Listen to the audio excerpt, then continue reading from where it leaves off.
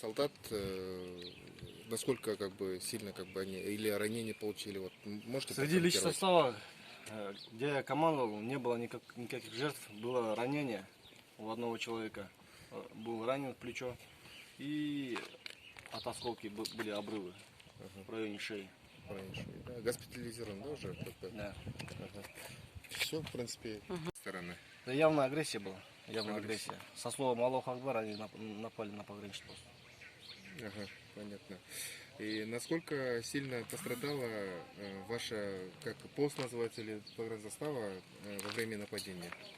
Во время нападения пограничный пост 100% уже все сгорело.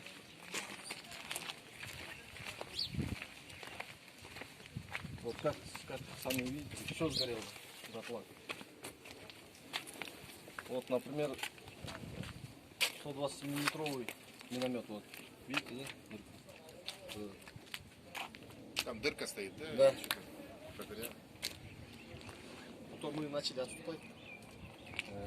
Конец боя у нас был вот рядом магазин. Туда мы перешли в магазин. Сзади магазина оборону держали. Потом уже пеший состав со стороны Таджикской республики, гражданины были, гражданской формы одежды, а также пограничные. Уже зашли сюда. Ага. Для начала представьтесь, пожалуйста. Скажите, вот таджики уверяют, что первым напали наши солдаты. Может ли фактом опровергнуть их слова? Подскажите, как все начиналось для вас? Я являюсь начальником пограничного состава Колумбы. Данный пограничный пост относится мне, подчиняется мне.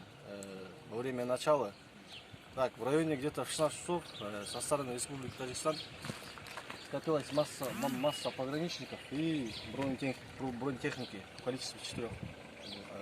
В 17 часов 45 минут начали атаковать минометами, БТРами. Пограничный пост командовал я, приняли бой. Где-то полтора часа они вели огонь только из БТРа, из минометов.